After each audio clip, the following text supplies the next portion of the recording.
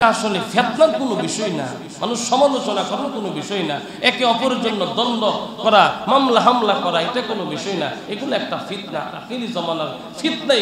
এগুলা ফিতনা। এক আলেমের পিছনে আর এক আলেম লেগে যাওয়া, মামলা করা, হামলা করা, তার পিছনে সোশ্যাল মিডিয়ায় ভাইরাল করে দেওয়া, এটা আসলে বাস্তব কিছু না। এগুলো হলো একটা জিনিস শিকার, এটা আল্লাহ রসুলকে নবুয়ত কবে দিয়েছেন, তো রসুলের একটা সম্মান, রসুলের মুজিজা, অন্য কিছু না।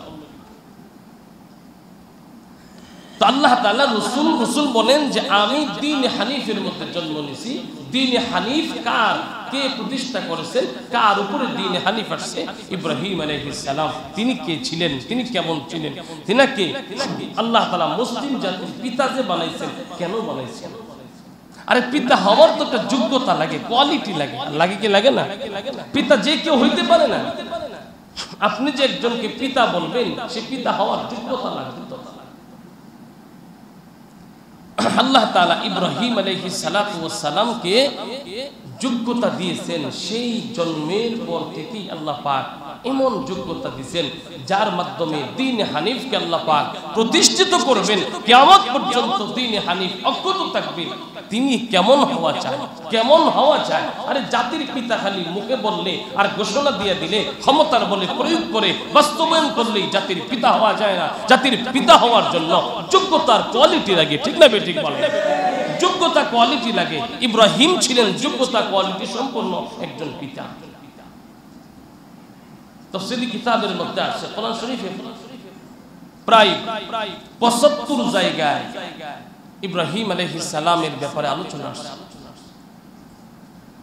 তার জন্মের ব্যাপারে আসছে। ইব্রাহিম আলাইহিস সালাম তখনকার সময় যারা নমরুদ ছিল, জালেম বাদশা ছিল, যারা এরা মুসলিম মিল্লাতে কেউ আসবে, কেউ সঠিক দ্বীনের উপরে থাকবে, এটা তারা পছন্দ করতো না। তখনকার সময় মানুষ যদি কেউ দ্বীন ধর্ম করত, তো মানুষ আড়ালে গিয়া করতে হয়েছে, পাহাড়ে, বন জঙ্গলে, গুহার ভিতরে গিয়া। ইব্রাহিম আলাইহিস সালামের জন্মটা হয়েছিল পাহাড়ের গুহার ভিতরে। কিসের ভিতরে? পাহাড়ের গুহার ভিতরে। গুহার ভিতরে জন্ম নিছেন। এটা আরেক অনেক লম্বা কথা, ওইদিকে গেলে মূল আলোচনা আসা যাবে না।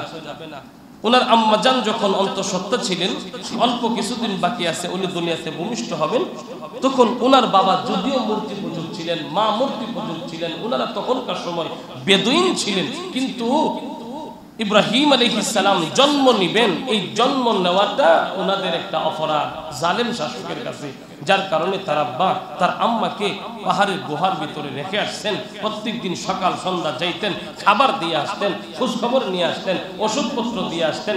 এইভাবে কিছুদিন যাওয়ার পরে পাহাড়ের গুহার ভিতরে ইব্রাহিম ও খলিলুল্লাহ আলাইহিমুস সালাতু ওয়াস সালাম উনি পাহাড়ের গুহার মধ্যে জন্ম নেন। সুবহানাল্লাহ পড়ে। তো পাহাড়ের গুহার ভিতরে জন্ম নেওয়ার পরে কয়েকদিন মায়ের মুখের দুধ খান, কিছুদিন আস্তে আস্তে একটু জ্যেষ্ঠ হন, একটু বড় চড়ো হইতেছেন। মোটামুটি একটু যখন বড় হন, তো আল্লাহ তাআলা কাকে আমাদের মুসলিম জাতির পিতা বানাইছেন দেখেন। উনি আস্তে করে গুহার থেকে বের হন, যখন হাঁটতে শিখেন, কিছু কথা বলতে শিখেন, কিছু বুঝমান হয়েছেন, তো গুহার ভিতর থেকে বের হয়ে উনি তাকায় দেখেন, হায় হায়, বিশাল বড় তো এক দুনিয়া, বিশাল বড় এক দুনিয়া, পাহাড় পর্বতের অভাব নাই। উপরের দিকে তাকায় দেখতেন বিশাল বিস্তৃত আসমান, এত বিশাল বড় আসমান আল্লাহ পাক বানায় রাখছেন।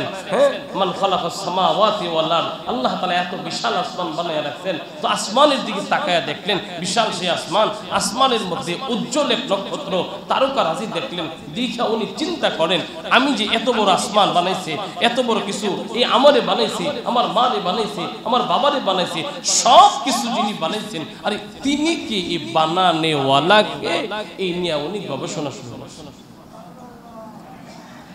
একদম ছোট্ট, মাত্র বুঝতে শিখেছে, কথা বলতে শিখেছে এমন ছেলে এখন প্রভুকে নিয়ে সন্ধান করে, মালিককে তাকে নিয়ে গবেষণা করে, প্রভুকে তাকে তালাশ করে খুঁজে। আর আমরা তো এই সময়ে এমন বয়সে আমরা তো খেলনা, নানান রকমের খেলনা নিয়ে আমরা মুগ্ধ থাকি, নানান রকমের খেলা নিয়ে মুগ্ধ থাকি। এমনকি পিতা মাতা নানান রকমের মূর্তি, নানান রকমের নানান রকমের খেলনা নিয়ে দেয়, যে খেলনাগুলা আদৌ ইসলাম মুসলমানের সন্তানের ব্যাপারে সমর্থন করে না। এমন আসেনি? আরে বাঘবাল্লুকের ছবি নিয়ে দেয় না, বাঘবাল্লুকের খেলনা নিয়ে দেয় না, পুতুল দেয়, মূর্তি দেয়, বাঘবাল্লুকের নানান রকমের